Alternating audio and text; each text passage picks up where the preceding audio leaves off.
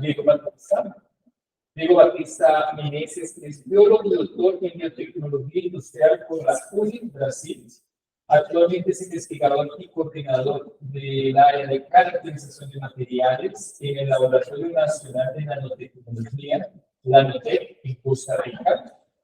Tiene experiencia en el área de nanotecnología y microbiología aplicada, con énfasis en los siguientes temas: biodegradación, bioremediación, tratamiento de residuos, actividad enzimática y inmunológica,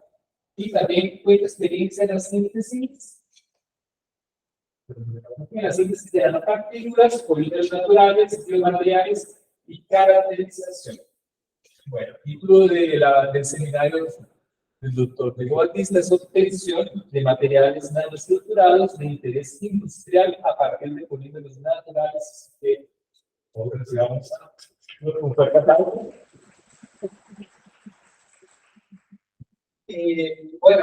buenas tardes. Diferente un poco de los otros compañeros, el tema de la presentación de la red es más enfocada en lo que es la área de bioplásticos para empaques, pero dentro de esta línea de investigación nosotros en la NOTEC estamos apenas gateándose, estamos iniciando dentro de esta área. Ya contamos con bastante experiencia en lo que sería la parte de polímeros, principalmente caracterización,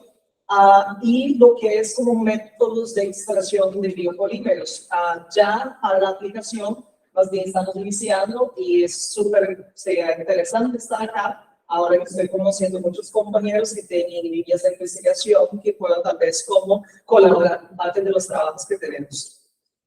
Bueno, el SENAT, primero hablar un poco del lugar donde yo vengo. El SENAT, que es el Centro Nacional de Alta Tecnología, está ubicado en San José, Costa Rica, y el SENAT es el Centro Nacional de Alta Tecnología, y es como una iniciativa del gobierno donde las 5 universidades públicas del país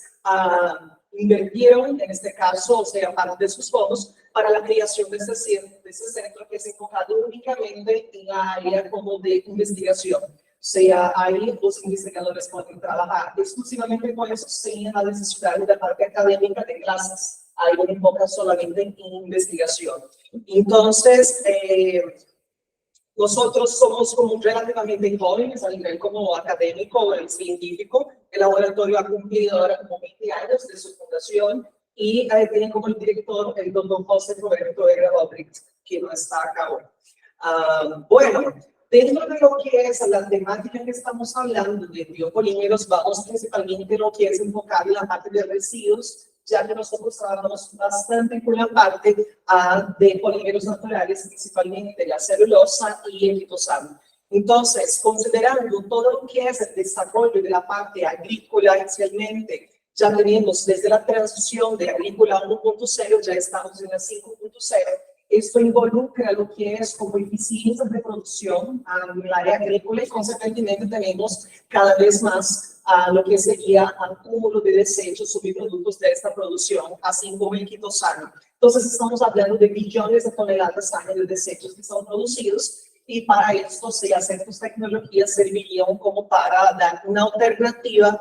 para parte de esos residuos. Entonces, llegamos acá en lo que serían posibles aplicaciones tanto para la nanocelulosa como el quitosano, que se distinguen como en varios tipos de áreas, como por ejemplo área de alimentos, área médica, área de desarrollo de materiales como para la parte electrónica, entre otros.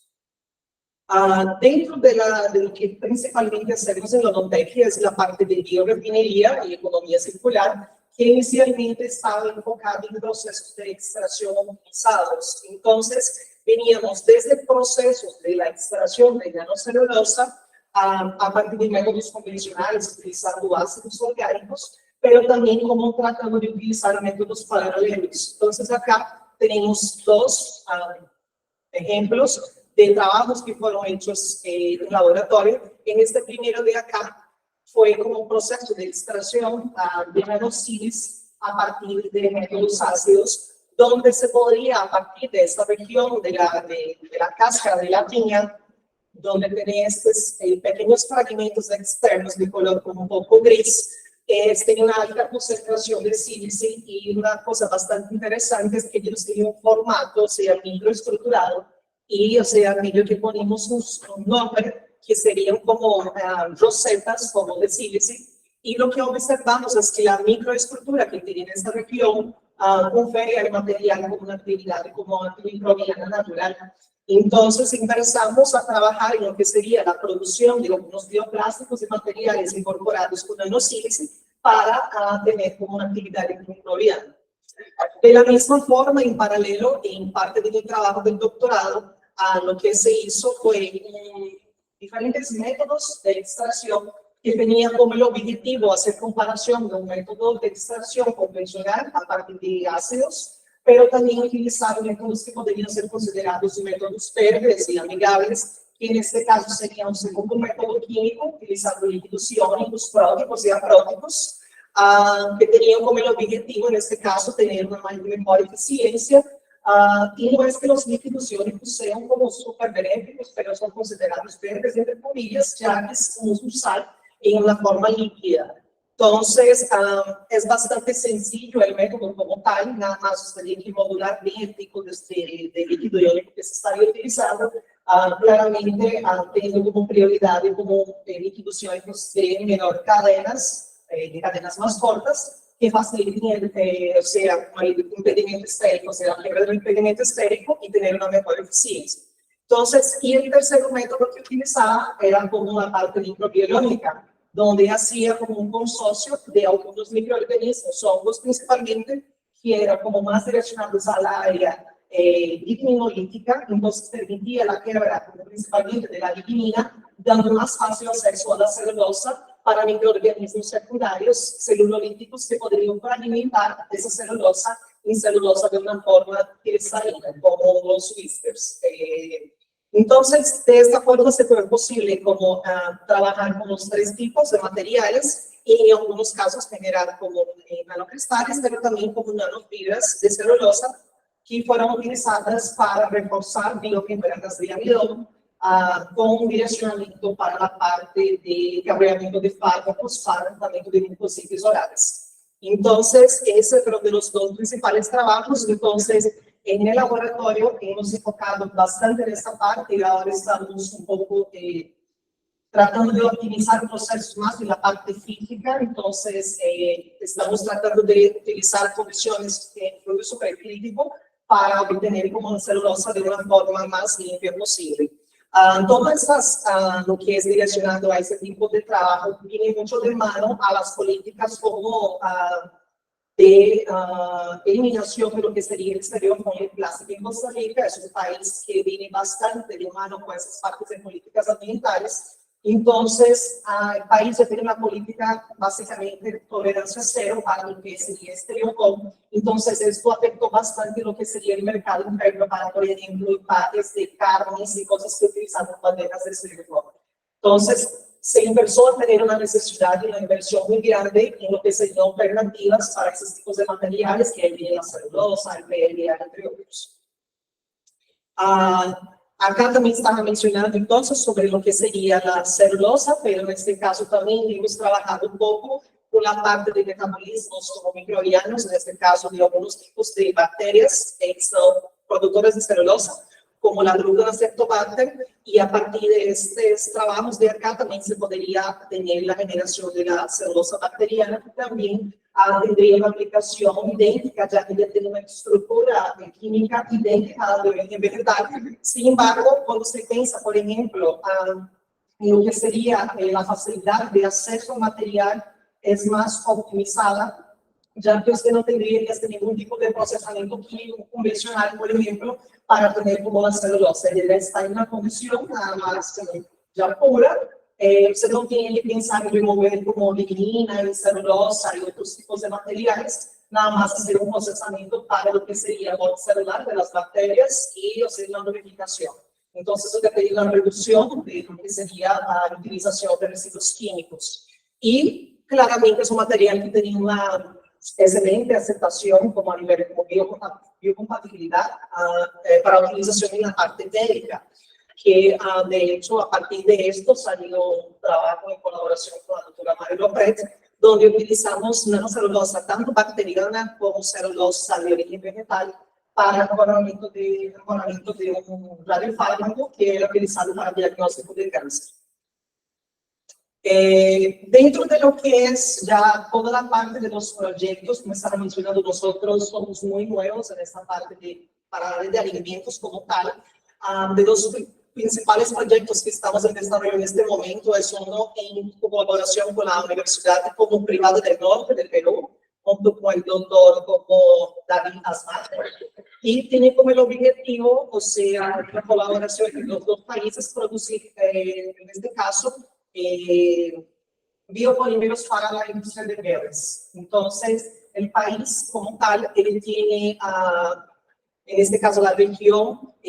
lo que son como algunos tipos de materiales, o sea, de residuos orgánicos vegetales, que son descartados y tienen como poco aprovechamiento dentro del país. De entre ellos está el espárrago, también como el arándano y la uva. Entonces, a partir de esos desechos, se está trabajando en la optimización para la generación de polímeros, utilizando lo que sería la nanocelulosa para refuerzo mecánico de membranas, pero también utilizando el glifosano como matriz también para la generación de esto. Entonces, como el objetivo sería la generación de un bioplástico, o sea, sería de forma general una propuesta de nanopartículas metálicas biosintetizadas a partir de residuos agroindustriales aplicados a la funcionalización de bioplásticos para uso en la cadena industrial de berries. Entonces, este proyecto es financiado por una iniciativa del gobierno de Perú y tiene como el objetivo generar esos bioplásticos. Estamos como en medio del proyecto, el proyecto tiene como extensión hasta el próximo año. Acá se pueden ver algunas imágenes de los biofilmes que fueron sintetizados. Básicamente estamos utilizando unos biofilmes como que sería únicamente un PLA, como si fueran controles, pero también estamos haciendo en paralelo biofilmes con glifosano y con celulosa para estructuración mecánica. Entonces,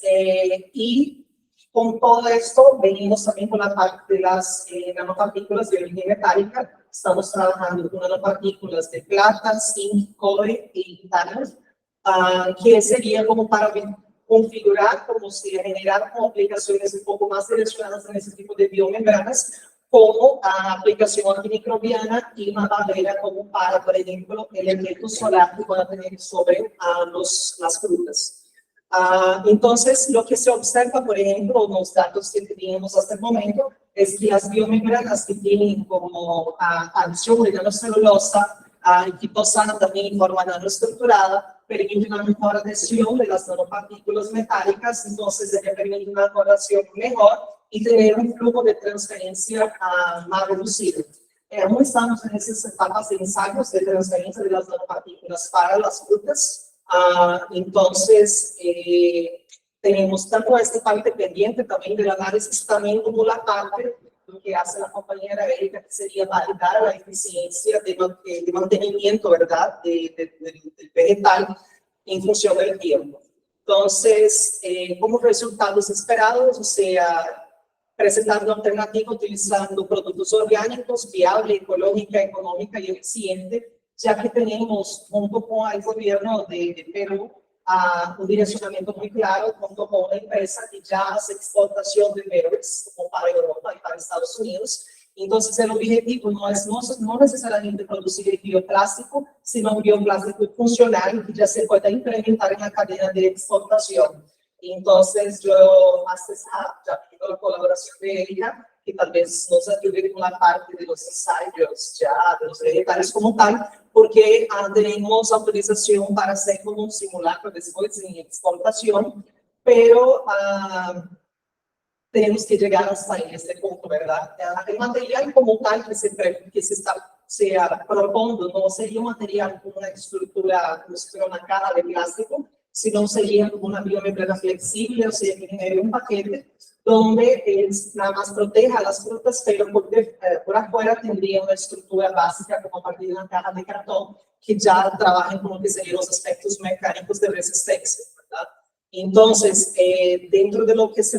fue hecho hasta el momento, sea valorización del residuo, ¿verdad?, de aplicación del residuo para extracción de la nanocelulosa, también como la parte del glifosano. Ya la funcionalización y síntesis de las nanopartículas también fueron realizadas. Estas tratamos de hacer por métodos de síntesis verdes, donde utilizamos algunos extractos de tés vegetales como para hacer procesos de reducción de la plata y de algunos otros metales para posterior aplicación en las biomembranas.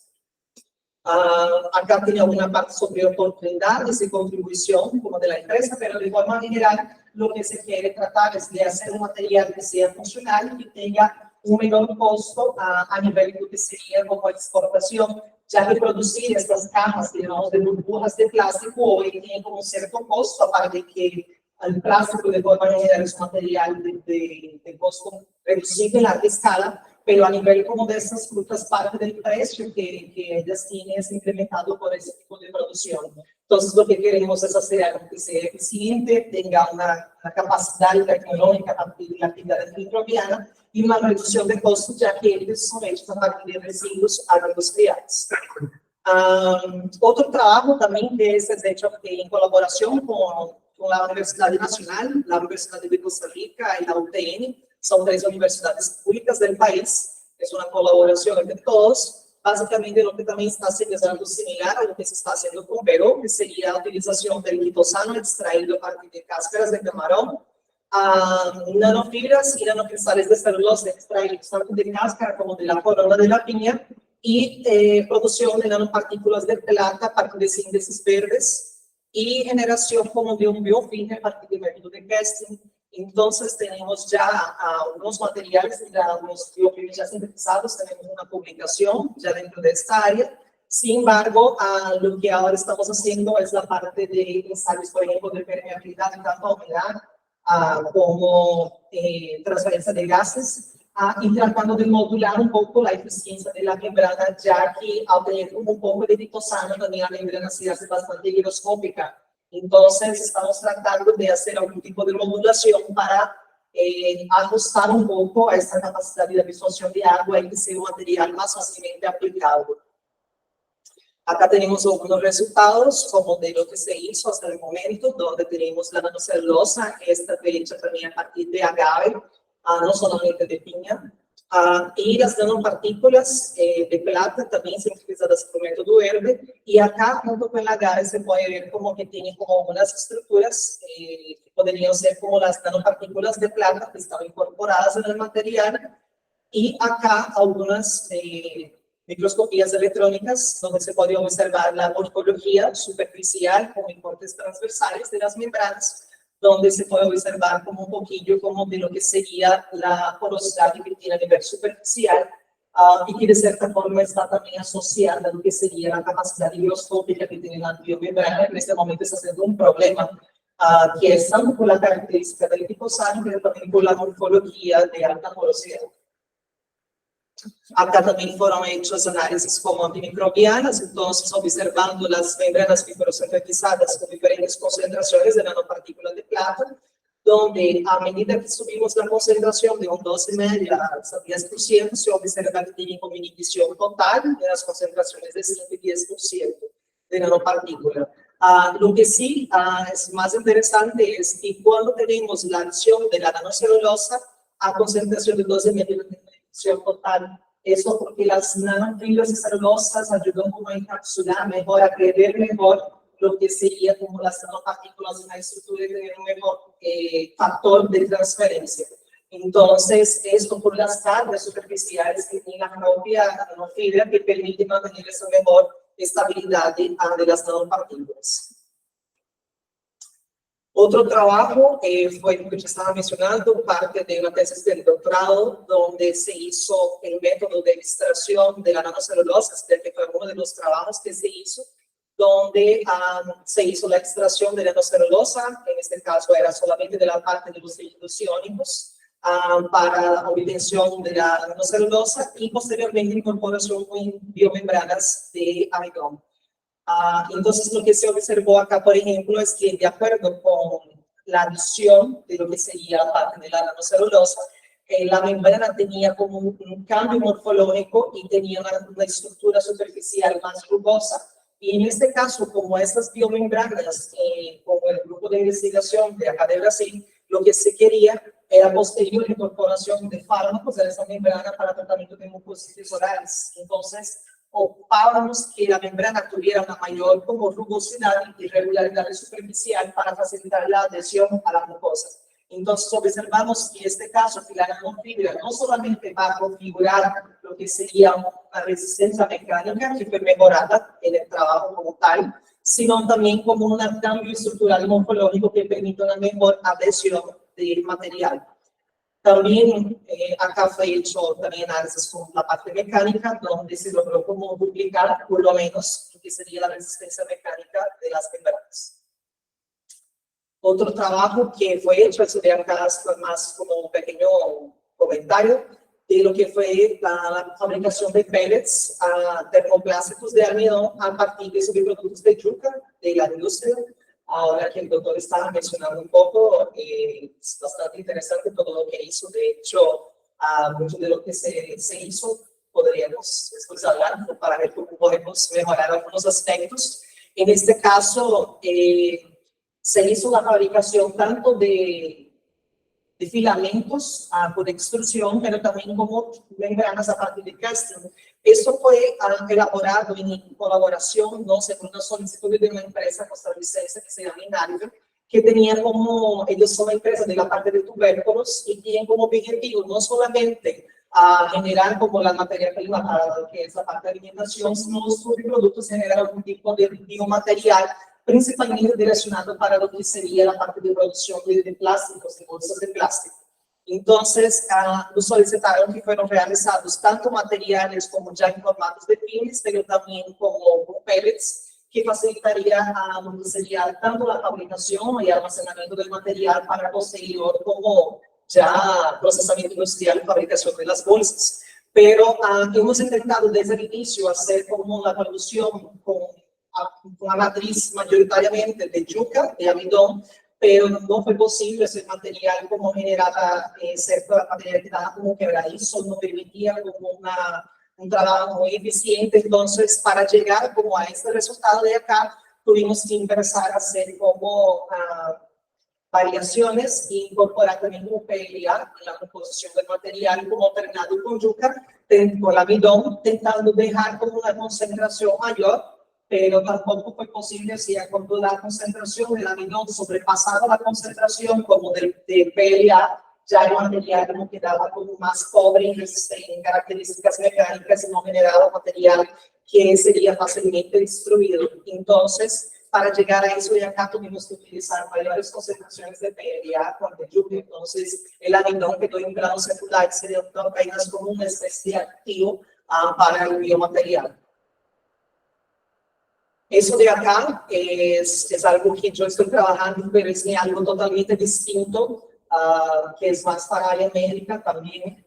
De hecho, esas son las áreas que más tengo trabajado últimamente. Y lo voy a dejar acá como una propuesta para el grupo, tal vez, que es algo que podríamos hacer en conjunto. Eso de acá es un trabajo que yo estoy desarrollando con los estudiantes de odontología de la Universidad de Costa Rica. Y básicamente lo que estamos utilizando es la producción de membranas poliméricas a partir de PLA para incorporación de fármacos. En el trabajo con los chicos estamos trabajando tanto para incorporación de ibuprofeno, de flazacorte y dextromethorphan para observar como la reducción de respuestas inflamatorias en cirugías como de cirugías odontológicas como de la parte ósea. Entonces, básicamente lo que se está haciendo es trabajando con el PLA, pero trabajando tanto por el electrospinning, el jet spinning y por casting, observando que el material tenga una mayor formación de filamentos posibles para que se sirva como una especie de scaffolds, como de andamios para la estructuración ósea durante el proceso de regeneración. Y a medida de esto, sea el incorporamiento del fármaco que permita, sea el tratamiento, sea la reducción tanto del dolor como de la inflamación en el proceso postquirúrgico. Entonces, lo que se observó acá, por ejemplo, tenemos solamente lo que serían las membranas por el jet spinning y por el electrospinning acá a la derecha. Básicamente, ellas tienen como características muy similares, como que sería, por ejemplo, el tamaño promedio, o sea, el diámetro de la fibra. En este caso, por el jet spinning va de 0.9, sería micras, mientras que la de electrospinning como va cercano también, como con 1.1. Y la único parámetro en este caso que va como cambiando bastante sería como el grosor de las membranas, que por el jet spinning ellas quedan más gruesas do que con el electric spinning. Esto, como nosotros utilizamos la misma parametrización para hacer el método, nosotros utilizamos el mismo volumen de formulación de ácido polilático junto con el fármaco, pero el tipo de proyección es algo que se puede ser como modulado, pero son técnicas completamente distintas. Mientras usted hace por electrospinning, como le hace una proyección que involucra la carga eléctrica, los filamentos de ellos son direccionados de una forma circular dentro de un plano. Ya cuando hacemos por el jet spinning, ele tem um direcionamento, aunque sea también esférico, pero con un campo de proyecciones muy menor, es muy pequeño. Entonces, lo que estamos tratando de hacer para mejorar un poco esto es hacer como una estructura como mecanizada que pueda hacer como movimientos tanto laterales o movimientos de rotación para mejorar. Pero todavía no hemos logrado hacer de tal forma. Entonces, si en el mismo que usted usa el mismo tipo de volumen, la dispersión no es homogénea de los filamentos. Entonces, genera, en el caso del jet spinning, membranas que son como más gruesas, pero las fibras tienen como un diámetro similares. Pero en el jet spinning la dispersión es más homogénea, entonces hace membranas que son más delgadas, que para aplicaciones en la parte de odontología son más eficientes. Y otra cosa que en este caso es bastante relevante es lo que es la forma de aplicación, en este caso del fármaco que estamos utilizando, ya que al entrar en contacto con la carga eléctrica durante el proceso de protección, tanto nosotros hacíamos la dilución del fármaco junto con el PLA o posterior. Entonces, algunos de los fármacos tienen característica cristalina, pero debido a la presencia de esta carga eléctrica, ellos como cambian un poco de estructura cristalina, pasando a tener características más amorfas. Entonces, al tener una característica más amorfa durante el proceso de ensayo de liberación, la liberación del fármaco es más acelerada en las primeras 24 horas, después permanece estable. Cuando el fármaco está en una característica más cristalina, o sea, se prepara la membrana y usted pone en contacto con el fármaco solamente en la superficie de la membrana, usted tiene como lo que sería una mejor eficiencia en lo que es estabilización. Pero ahí usted ya no tiene un ancoramiento tan bueno del material para que tenga una característica más prolongada. Entonces uno va haciendo un poco de esas modulaciones en función de esto. Y ahí donde es que esto entra en lo que sería la parte de empaques, es el material como tal y las técnicas de fabricación. Entonces, por ejemplo, acá en otro trabajo que también hicimos juntos con la Universidad del Perú, estamos trabajando con la determinación de actividad antimicrobiana en textiles funcionalizados con nanopartículas de plata y para funcionalizar tanto plata como un biocida para control biológico. Entonces, acá trabajamos, parte de ese trabajo fue hecho en función de lo que serían las consecuencias de la pandemia, por ejemplo, la utilización de mascarillas, donde estamos funcionalizando con varios tipos de óxidos metálicos no estructurados, las fibras de las telas, para que tuvieran una mejor eficiencia de la utilización de la máscara y claramente la degradación microbiana, o sea, la destrucción de los microorganismos que estuvieran en contacto con el material. Sin embargo, estamos hablando de mascarillas, entonces de materiales más sintéticos. Pero lo que sería la combinación de lo que mencioné anteriormente sobre esto, ya considerando lo que es la estructura y la funcionalización de esos filamentos, de esas fibras, lo que estamos, o sea, pensando y de mi propuesta para ustedes ahora sería la aplicación de estas dos técnicas, pero para el área de alimentos, para el área de carnes, que sería la alternativa a lo que son esos absorbentes que normalmente utilizan en platillos de carnes, que casi siempre son hechos a partir de polietileno o tela no tejida también sintética, junto con una especie de gel en la parte interna, que tal vez puede no tener como una capacidad tóxica, o sea, citotóxico, o sea, problemático para el consumo humano, caso la persona consuma con esto, pero tampoco es un material como de sea fácilmente biodegradable después. Entonces, lo que quería hacer tal vez es ese mismo tipo de biomembranas que estamos anteriormente, tiene un aspecto bastante resistente, o sea, un aspecto bastante homogéneo, ellas son bastante resistentes, hasta parece como una propia tela no tejida. Entonces, Pensaba que podríamos hacer como esa sustitución a partir de una triple camada de materiales, siendo dos camadas, o sea, una superior y una inferior de esta biomembrana hecha a partir de electrospinning, con una camada central como de una biomembrana de glitosano. Ya que tiene la glitosano esta característica tan higroscópica que el glitosano sustituye lo que sería ese hidrógeno que está en la parte interna de los actuales absorbentes, y el PLA en la parte externa que le sustituye a los materiales como el polietileno en la composición de esto. Y como el material tiene ese tipo de estructura a partir de filamentos, o sea, nanoestructurados, él permite cierto flujo de lo que sería la absorción, o sea, el flujo de la humedad, del agua, del líquido, que son exudados con la carga, mientras que el glitosano, como tiene esta estructura tan higroscópica, esa característica higroscópica, que logra mantener la unidad en la región más central de lo que sería este impacto. Entonces,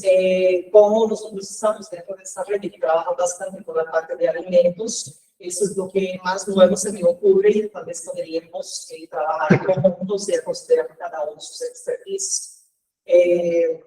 Aparte de esto, el laboratorio tiene un montón de otras aplicaciones, sea de investigación, direccionada para otras áreas, sea lo que más tal vez tenemos de más fuerte en nuestro laboratorio, es lo que sería la estructura y el conocimiento para la caracterización de materiales. Muchos laboratorios universitarios que ustedes ven también tienen estructuras similares, pero nosotros tenemos el beneficio de que tenemos otro concentrado en un único laboratorio. Entonces nos permite como que el trabajo sea hecho de forma más rápida y dinámica. Entonces ya algunos compañeros comenzaron a hacer sus presentaciones, por ejemplo, ya se me ocurría tal vez como análisis que podrían ser hechos en el laboratorio, tal vez como para mejorar, o sea, colaborar de alguna forma con ustedes. Y básicamente sería eso, no sé si tienen dudas, preguntas.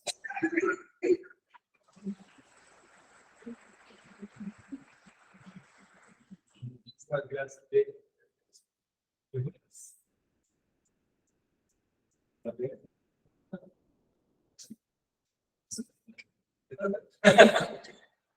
Por las técnicas que ustedes trabajan actualmente, sí, ¿es posible modular la composición del material para mejorar la composición? ¿Se puede modularla? ¿Puede cambiarla? No, tal vez como no de una forma muy directa, pero nosotros observamos, o sea, que las superficies como tal, ellas son como más irregulares, o sea, a nivel como de rugosidad, cuando se trabaja con las técnicas de jet spinning y de electrospinning. Ya que con el jet spinning, o sea, usted utiliza como un flujo de aire nada más como para proyectar el material, y tal vez por esta característica, en vez de ser forma no solamente las fibras como tal, pero genera como puntos de acumulación de material que al final genera una fibra que tiene una matriz que tenga esas nanofibras, pero también tiene puntos de aglomeración que promueven una cierta rugosidad superficial del material. Lo que no pasa con el electrospinning, que le queda más homogéneo, entonces tiene una superficie más regular. Gracias.